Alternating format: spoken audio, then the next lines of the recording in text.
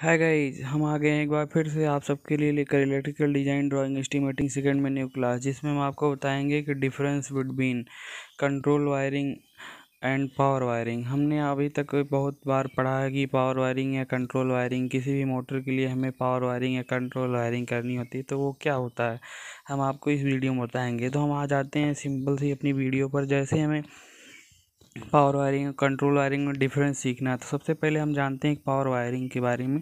जैसे हमें कोई मोटर है, उसे जैसे मोटर जो होता है, अगर उसे हमें चलाना है तो उसे हमें 3 फेज का, अगर मोटर है 3 फेज देना होगा। सिंगल फेज का अगर मोटर है तो उसे सिंगल फेज देना होगा। हम मान लेते हैं यहाँ पर ये हमारा मोटर 3 फेज का है। तो क्या है कि ये हमारा 3 फेज हमने मोटर को दे दिया।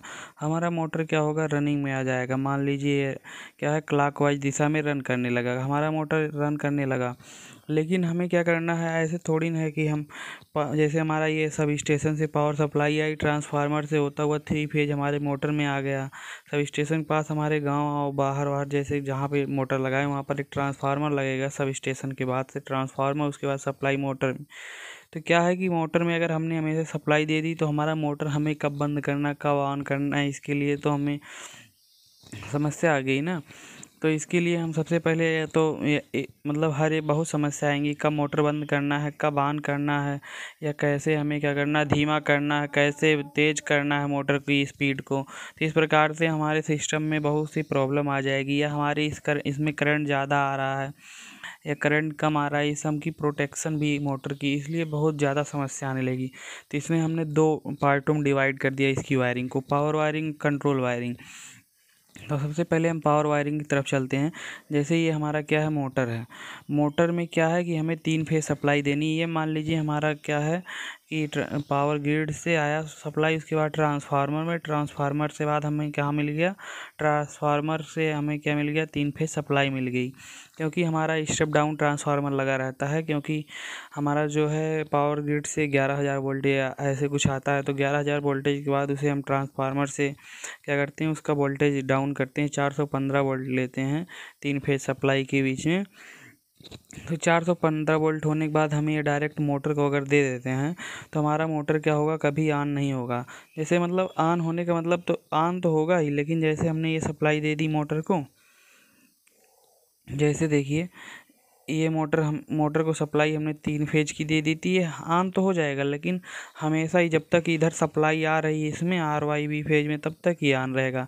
लेकिन हम चाहते हैं यहाँ पर सप्लाई आए, लेकिन जब हमारी आवश्यकता हो कि हमें मोटर बंद करना है तो क्या होगी, हम मोटर बंद कर ले जाएं। इसके लिए भी हमें कोई उपाय होना चाहिए, नहीं तो यहाँ से जब सप्लाई कट होगी तभी हमारा मोटर बंद होगा, और जब आएगी सप्लाई तो फिर से ऑन हो जाएगा। अगर मान लो सप्लाई कहीं जल्दी से कट फिर आ गई फिर चली गई, इस प्रकार से होने लगेगी तो ये हमारा मोटर जल भी सकता है। इसकी हम प्रोटेक्शन के लिए यूज करते हैं बहुत से इक्विपमेंट। तो ये हमारी हो गई पावर वायरिंग। पावर वायरिंग मतलब क्या है कि मोटर को हमने 3 फेज की जो सप्लाई दी है, 3 फेज की जो सप्लाई दी है, मतलब उसको पावर दिया है कि मोटर चले, क्या हो कि मोटर चले, वो हमारी क्या हो गई, पावर वायरिंग। क्या हुई, पावर वायरिंग। लेकिन इस पावर वायरिंग में भी हम कई प्रोटेक्शन लगाते हैं। जैसे यहाँ पर हम क्या लगा देते हैं, फ्यूज लगा देते हैं इसी सप्लाई में। ये हमारी फ्यूज हो गई। फ्यूज के बाद हम मेन स्विच लगा देते हैं। फ्यूज क्या करता है, जैसे इधर से ज़्यादा करंट होता है, इसके बीच में एक वायर होता है जो कि गल जाता है, हमारा करंट फ्लो बंद हो जाता है। उसके बाद यहाँ हम मेन स्विच लगा देते हैं। ये सब हमने पिछली वीडियो में अपने आपको बता रखा है। तो यहाँ पर आपको हम बता रहे हैं किस प्रोटेक्शन के लिए लगाते हैं। मेन स्विच जो है क्या है कि हम जैसे आइसोलेटर आपने देखा होगा पिछले, मतलब 4th सेमेस्टर में आपने पढ़ा होगा, सॉरी गाइस 4th नहीं 5th सेमेस्टर में इलेक्ट्रिकल के, कि मतलब आइसोलेटर, व्हाट इज़ आइसोलेटर, मतलब आइसोलेटर क्या होता है, वो करंट मतलब सप्लाई को कट कर देता है। इस प्रकार से यहाँ पर एक हम जान लीजिए आइसोलेटर लगाते हैं जिसे हम मेन स्विच कह रहे हैं, और ये हाथ से हम ऑपरेट कराते हैं जब चाहते हैं 3 फेज सप्लाई को रोक दिया जाए। जैसे अगर हमारा मोटर क्या है कि मोटर को हमें बनाना है, कुछ बिगड़ गया है, क्या हुआ है कि हमारा मोटर बनाना है, मोटर में हमारी कुछ फॉल्ट आ गया है, तब यहाँ से जाकर हम सप्लाई क्या करते हैं, ये सप्लाई तो हम काट नहीं सकते जो 3 फेज से ट्रांसफार्मर से आ रही है, या तो हम सब स्टेशन से कट करवा दें, या तो हम इसीलिए यहाँ पर मेन स्विच लगा के रखते हैं, तुरंत इसे कट करते हैं यहाँ से, तब जाके मोटर को बनाते हैं। तो क्या हुआ कि इसमें हमने यहाँ पर फ्यूज लगाया, मेन स्विच लगाया, यहाँ पर ओवरलोड रिले भी लगाते हैं। ओवरलोड रिले क्या करता है, जैसे अधिक करंट जाता है, यहाँ पर जैसे ही करंट अधिक होगा, ये करंट को अधिक जैसे ही पता पाएगा कि करंट अधिक हो गया, तुरंत यहाँ से सप्लाई कट कर देगा कंट्रोल वायरिंग में। लेकिन अगर ये यहाँ से सप्लाई कट कर रहा है तो यहाँ से कैसे सप्लाई रुक जाएगी इन तीनों फेज की। इसके लिए अभी बताएंगे कैसे ये कंट्रोल वायरिंग का सिस्टम है। तो इसमें पावर सप्लाई आप समझ गए होंगे कि यहाँ से जो तीनों फेज आते हैं RYB, यही क्या है, हमारी पावर सप्लाई है, मतलब पावर वायरिंग। पावर वायरिंग के लिए हम जो सप्लाई देते हैं, मतलब पावर के लिए जो हम वायरिंग करते हैं पावर सप्लाई देने के लिए, वो हमारी होती है क्या, पावर वायरिंग। लेकिन पावर वायरिंग के बजाय हम आपको एक और वायरिंग दिखाते हैं, क्या, कंट्रोल वायरिंग सिखाएंगे कैसे होती है कंट्रोल वायरिंग। तो क्या होता है कंट्रोल वायरिंग, क्या होता है हमारा कंट्रोल वायरिंग, तो इसको भी हम आपको बताएंगे। जैसे ये हमारा मोटर है, क्या है कि यहाँ पर हमारा मोटर है, यहाँ से मोटर को हम 3 फेज की सप्लाई दे रहे हैं, क्या है कि RYB। लेकिन अब चाहते हैं कि मोटर, जैसे हमारा फॉल्ट नहीं हुआ है, जैसे हमारा जब हम फॉल्ट हो जाता था तो मेन स्विच को कट करके हम जाके मोटर को सुधार देते थे, बनाते थे।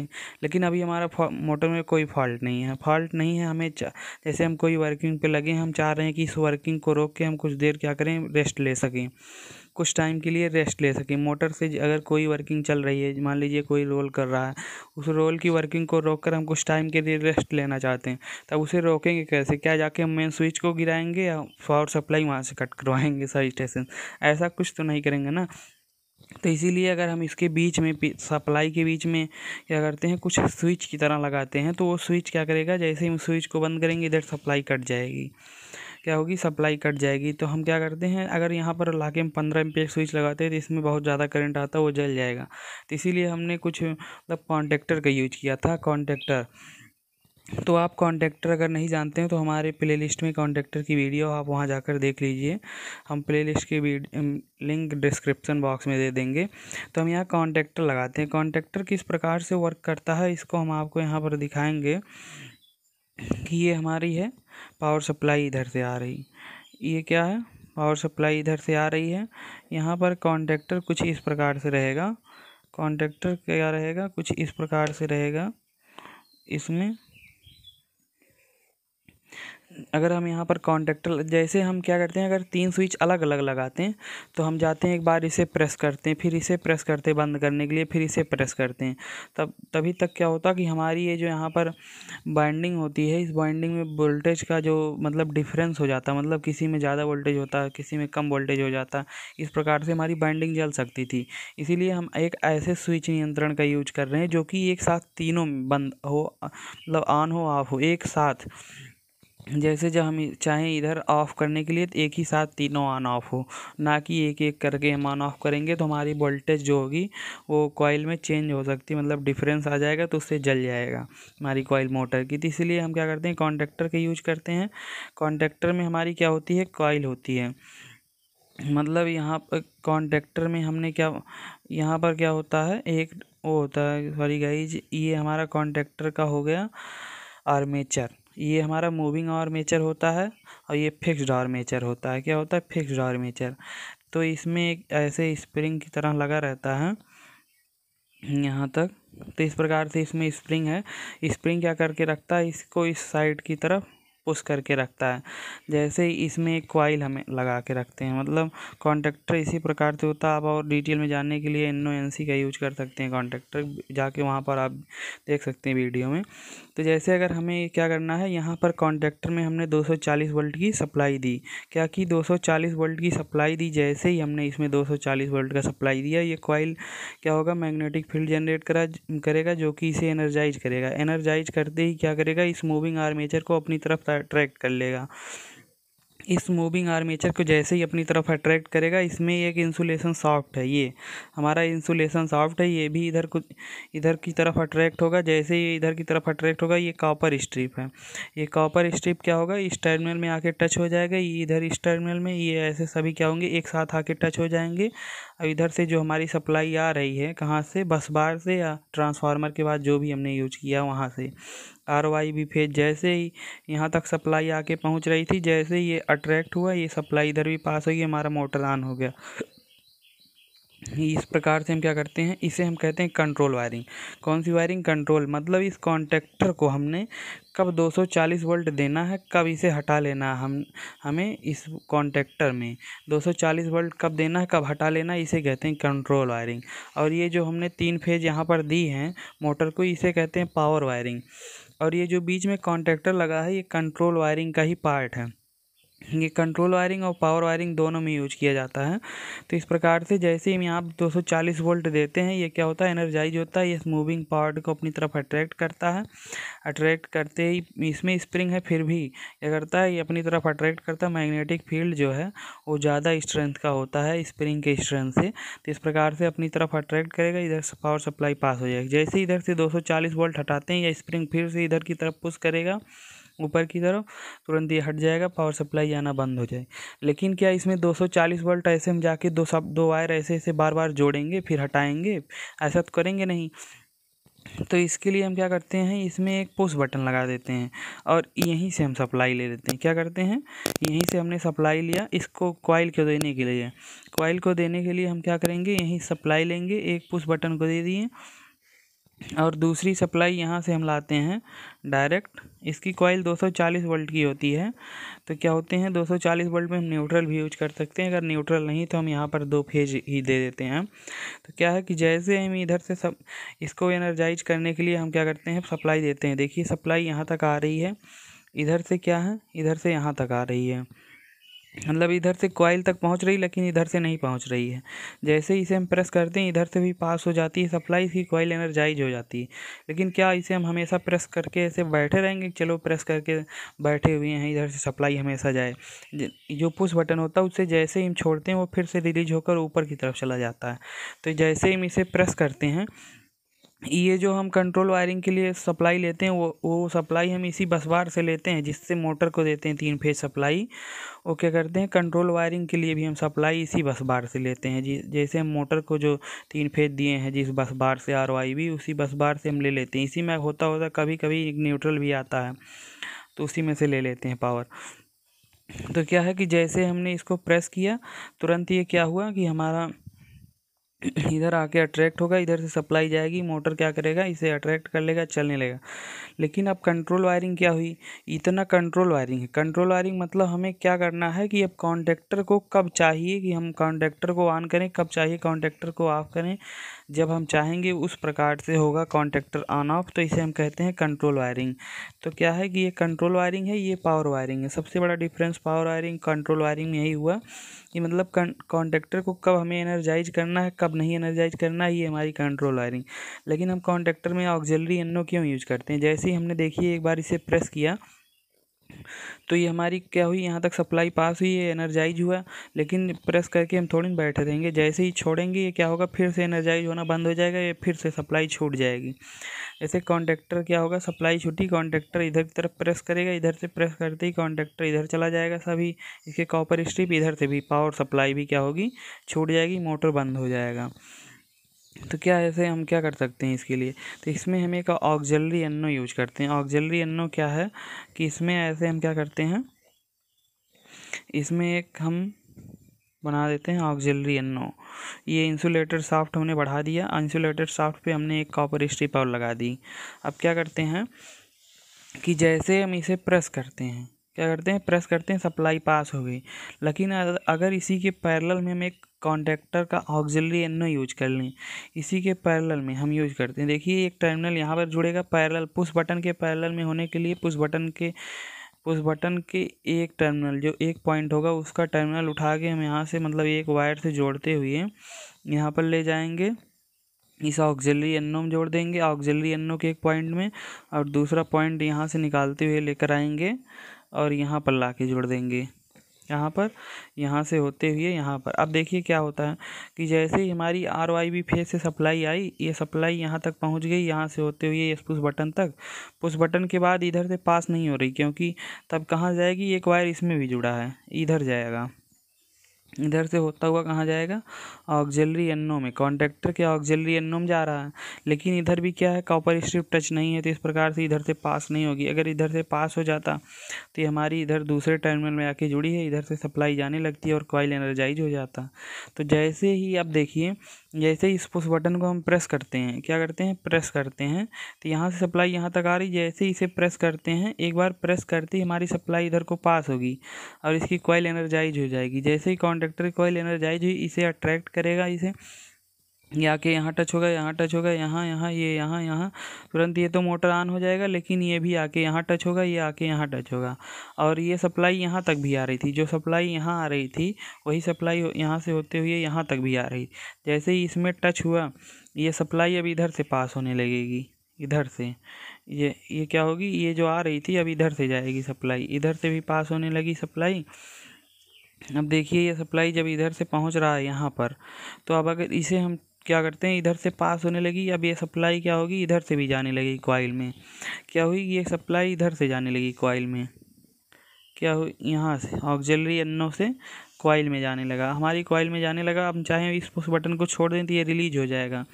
रिलीज होने से हमें अब कोई घाटा नहीं है। अब ये हमारी सप्लाई किधर से जा रही, ऑक्सिलरी एनो से, ऑक्सिलरी एनो से जा रही है। तो ये हमारा ऑक्सिलरी एनो से होता हुआ इधर से निकलता हुआ, ये इधर से आता हुआ यहाँ से, इस प्रकार से हमारी कॉन्टैक्टरी कॉइल में जाती है। हमारी कॉइल हमेशा के लिए एनर्जाइज रहता है और इसे हमेशा के लिए अट्रैक्ट किए रहता है, हमारा मोटर चलता रहता है।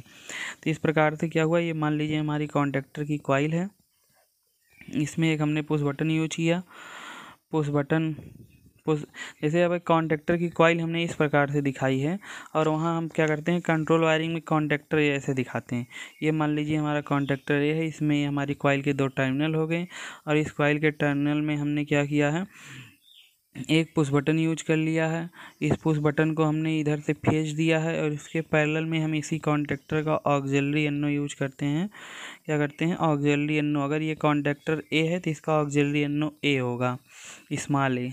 तो ये जैसे ही हमने इसका ऑक्सिलरी एनो यूज किया है, इधर से फेज, इधर से न्यूट्रल, जैसे ही हमने इसे प्रेस किया, इधर से फेज आ रहा, न्यूट्रल तो पहुंच रहा है, फेज नहीं पास हो रहा था। जैसे ही हमने इसे प्रेस किया, इधर से क्या करेगा, फेज को पास करेगा, इसकी कॉइल एनर्जाइज होगी। जैसे ही इसकी कॉइल एनर्जाइज होगी, इसके सभी कॉन्टैक्ट को अट्रैक्ट करेगी। जैसे ही अट्रैक्ट करेगा, उसमें एक ऑक्सिलरी एनो भी होगा जो कि इस साइड को अट्रैक्ट होगा, यहाँ पर जाके टच हो जाएगा और जो सप्लाई यहाँ तक आ रही थी अब इस साइड से पास होगी, ऐसे होते हुए, और इधर से पास होगी। अब ये सप्लाई इधर से जाने लगी है। तो हम इसके बाद अगर इसे छोड़ भी देते हैं तो इसे सप्लाई इधर से मिल रही है और ये हमारी कॉइल हमेशा एनर्जाइज होती रहेगी, कभी एनर्जाइज होना बंद नहीं होगी। जैसे इधर से हमें सप्लाई अगर मिल रही है तो ये हमारा हमेशा के लिए उसे अट्रैक्ट करके रखेगी, उसके कॉन्टैक्ट को, हमारी सप्लाई पास होती रहेगी।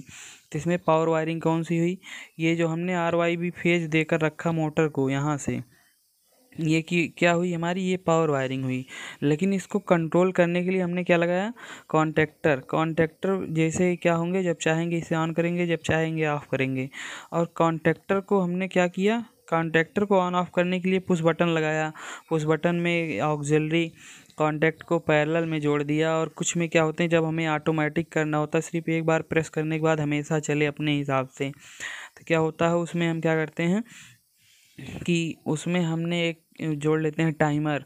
उसके बाद अगर 2-3 स्टेप में चलाना बंद करना है तो उसमें हम क्या करते हैं, 2-3 कॉन्टैक्टर जोड़ लेते हैं। इस प्रकार से इस कॉन्टैक्टर को कंट्रोल करने के लिए, मतलब कॉन्टैक्टर कब ऑन हो, कब ऑफ हो और किस प्रकार से हम उसे चलाएं, तो इसमें हमने कब ऑन किया, कब ऑफ किया, आप समझ ही गए होंगे। जैसे हमारी कॉन्टैक्टर हुआ, कॉन्टैक्टर ए, इसकी कॉइल को एनर्जाइज करने के लिए हमें फेज देना, लेकिन फेज को रोकने के लिए हमें एक पुश बटन लगाया और यहाँ से फेज आया, इधर से न्यूट्रल आया। और इसके पैरेलल में हम क्या करते हैं, एक इसका कॉन्टैक्टर का ऑक्सिलरी एनो यूज किए हैं।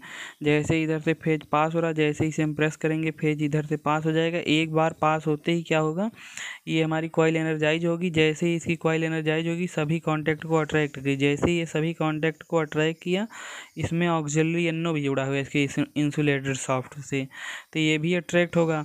तो जैसे ही इसका ऑक्सिलरी एनो अट्रैक्ट हुआ, इधर को ये आके यहाँ पर टच हो जाएगा। जैसे ही यहाँ पर टच होगा, तुरंत ये क्या होगा, ये सप्लाई अभी जो इधर यहाँ तक पहुँच रही थी ये यहाँ तक भी पहुँच गई और इधर से भी पास होने लगा।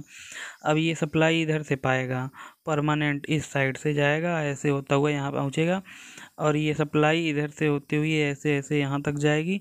अब इसे अगर हम छोड़ भी देते हैं तो ये क्या होगा, एक बार एनर्जाइज होने के बाद जब इसे अट्रैक्ट कर लिया, अब सप्लाई फेज वाली इधर से पा रहा हमेशा के लिए, जब फेज वाली सप्लाई इधर से पा रहा हमेशा के लिए, तो ये कॉइल एनर्जाइज रहेगी और उसका सॉफ्ट हमेशा के लिए इसे अट्रैक्ट करके रखेगा, जिससे क्या होगा, हमारा कॉन्टैक्टर अट्रैक्ट रहेगा, हमारे मोटर की सप्लाई को मिलती रहेगी, मोटर को हमें तीनों फेज जाते रहेंगे इससे क्या होंगे, हमारे मोटर को तीनों फेज जाते रहेंगे जब ये हमेशा अट्रैक्ट रहेगा। और जैसे ही हम चाहेंगे इसे बंद करने के लिए, तो यहाँ पर हम कुछ देर बाद क्या करते हैं कि एनसी पुश बटन भी यूज कर लेते हैं। फेज के पैरेलल में सीरीज में फेज के सीरीज में जैसे ही हमारा फेज इधर से आ रहा था, मान लीजिए यहाँ से, तो यहाँ पर हम क्या करेंगे कि एनसी बटन यूज कर लेंगे, उसके बाद यहाँ पर एनो यूज करते हैं इसके पैरेलल में। तो इस प्रकार से हम बंद भी कर सकते हैं अगर चाहते हैं बंद करने के लिए। अगर हम चाहते हैं कि हमारा कॉन्टैक्टर बंद हो जाए, तो इधर से हम न्यूट्रल दे रहे हैं और यहाँ पर हमने एक एनसी पुश बटन यूज कर लिया, यहाँ पर एनो। जैसे ये फेज इधर से अभी नॉर्मली, एनसी का मतलब होता है नॉर्मली क्लोज, ये क्लोज है तो इधर से फेज पास कर रहा, फेज यहाँ तक आके यहाँ भी रुक जा रहा, यहाँ भी रुक जा रहा। जैसे इसे एक बार हम प्रेस करते हैं, एक बार इधर से पास होता है, एक बार जैसे इसकी कॉइल एनर्जाइज हुई, क्या होगा, इसे भी अट्रैक्ट करेगा, जैसे ही इधर से अट्रैक्ट करेगा इधर से सप्लाई पास होने लगी। अब इसकी कॉइल में इधर से सप्लाई जाने लगी, इधर से जाने लगी। अब इसे हम अगर छोड़ भी देते हैं तो कोई दिक्कत नहीं, जैसे इसे हमने छोड़ दिया, अब इधर से सप्लाई जा रही है, अभी हमेशा के लिए अट्रैक्ट रहेगा, एनर्जाइज रहेगा और कॉन्टैक्टर में सप्लाई पास होती रहेगी। और इस कॉन्टैक्टर को क्या है, पुश बटन के द्वारा, इसके द्वारा ये हमने जो कंट्रोल किया कब एनर्जाइज होना इसकी कॉइल को, कॉन्टैक्टर की कब नहीं, ये हमारी कंट्रोल वायरिंग क्या है, ये हमारी कंट्रोल वायरिंग। और इस मोटर को जो हमने 3 फेज देकर रखा है, स्टार में कब बनाना है या डेल्टा में कब बनाना, आपको दिक्कत होता होगा कि हमारे मोटर में क्या होते हैं, जब हम मोटर देखते हैं तो यहाँ पर 6 टर्मिनल निकले रहते हैं, 6 टर्मिनल निकले रहते हैं। तो ये आप 3 ही वायर कैसे जोड़ते हो, यहाँ पर 6 चाहिए। तो ये क्या है कि हमारे कॉइल के टर्मिनल होते हैं, जैसे हमारी कॉइल है उसमें 3 कॉइल लगी रहती हैं RYB फेज, किसकी, RYB फेज की। तो एक टर्मिनल ये होता है, एक टर्मिनल ये, एक टर्मिनल ये, एक टर्मिनल ये, एक टर्मिनल, लेकिन कनेक्शन उसमें ऐसे सीधा सीधा नहीं होता कि सीधी सीधी कॉइल, एक कॉइल इधर से होती है यहाँ पे और एक कॉइल इधर से, एक कॉइल इधर से, ऐसे होते हैं कुछ कनेक्शन उसमें। तो क्या होता है कि ये कॉइल डिफरेंस रहता है, लेकिन हमें क्या करना है कि इसमें अगर स्टार बनाना है तो हम तीनों को ऐसे जोड़ देते हैं स्टार कनेक्शन में। जैसे मोटर को किस कनेक्शन में रन करा रहे हैं उसको देखते हैं, अगर स्टार कनेक्शन में रन करा रहे हैं तो यहाँ पर जो हमें 6 टर्मिनल दिखाई देंगे, 6 टर्मिनल, यहाँ से क्या करेंगे, ऐसे इसको शॉर्ट कर देंगे और RYB फेज यहाँ पर दे देंगे। क्या करेंगे, RYB फेज यहाँ पर दे रहे हैं, 3 ही पॉइंट का काम लगा। अगर हमने नीचे शॉर्ट कर दिया, मतलब नीचे शॉर्ट कर दिया है सभी को और ऊपर 3 ही फेज दे रहे हैं RYB, तो हमारा स्टार कनेक्शन में चल रहा। अगर हम इसे क्या करते हैं, इस कॉइल को जो हमें दिख रहा है तीनों टर्मिनल, इसको इस प्रकार से जोड़ देते हैं, जैसे इस प्रकार से, तो ये हमारा क्या हो जाता है, डेल्टा कनेक्शन हो जाता है। और यहाँ पर RYB फेज दे देते हैं, क्या करते हैं, RY और B फेज दे देते हैं। हम उसे पहले किस कनेक्शन में बना के चलाते हैं, ऐसा नहीं कि हम 6 टर्मिनल ले जाकर देंगे। तो यहाँ पर क्या होगा, ये हमारे 6 टर्मिनल होते हैं। तो 6 टर्मिनल को हम क्या करते हैं, सबसे पहले उसका कनेक्शन बनाते हैं, स्टार कनेक्शन में बनाएंगे कि डेल्टा में। और एक हमारा स्टार्टर होता है, जो डेल्टा स्टार्टर होता है, उसमें हम दोनों वायर एक इधर से लेकर जाते हैं, ये जो हमने बताया था वो नीचे वाला वायर कि हमने उस कॉन्टैक्टर के नीचे से वायर निकाल के लेकर गए थे, दूसरे कॉन्टैक्टर C और कॉन्टैक्टर A में दे रहे थे, तो ये वाला वायर इधर से जाता है, इसमें उसमें कोई कनेक्शन नहीं बनाते हैं। स्टार डेल्टा स्टार्टर में हम यहाँ पर कनेक्शन नहीं बनाते, इस स्ट्रिप को नहीं जोड़ते हैं, कॉपर स्ट्रिप को, ना इस कॉपर स्ट्रिप को जोड़ते हैं, उसमें कोई कॉपर स्ट्रिप नहीं जोड़ते हैं। इधर से हम 3 सप्लाई ऊपर से देते हैं जिसे मेन कॉन्ट्रैक्टर के द्वारा दे रहे थे, और नीचे से ये सप्लाई हम क्या करते हैं, ले जाकर कॉन्ट्रैक्टर C और कॉन्ट्रैक्टर A में देते थे। कॉन्ट्रैक्टर C भी यहीं था, कॉन्ट्रैक्टर A भी यहीं था। ये वाला हमारा स्टार कनेक्शन बना रहा था, C वाला डेल्टा। तो C वाला क्या कर रहा था, यही कनेक्शन ले जाकर यहाँ पर जोड़ दे रहा था, यहाँ पर, और इसको सेकंड वाले का टर्मिनल यहाँ पर, और जो फर्स्ट वाले का लास्ट टर्मिनल है, यहाँ पर आपको दिख रहा होगा, फर्स्ट वाले का लास्ट टर्मिनल ले जाकर सेकंड में जोड़ दे रहा था, और सेकंड वाले का सेकंड टर्मिनल ले जाकर थर्ड के फर्स्ट में, और ये थर्ड का जो सेकंड है वो ले जाकर फर्स्ट के फर्स्ट में। इस प्रकार से हमारा जोड़ दे रहा था कॉन्टैक्टर सी। लेकिन जो कॉन्टैक्टर ए था वो हमारा तीनों एक जगह शार्ट कर दे रहा था। कॉन्टैक्टर ए के ऑन होते ही तीनों एक साथ शार्ट हो जाते थे, वो स्टार में चलने लगता था, और कॉन्टैक्टर सी के ऑन होते ही डेल्टा। इस प्रकार से हम उसके अंदर में कोई कनेक्शन नहीं बनाते हैं, बाहर की तरफ कनेक्शन बनाते हैं। थैंक यू दोस्तों। अगर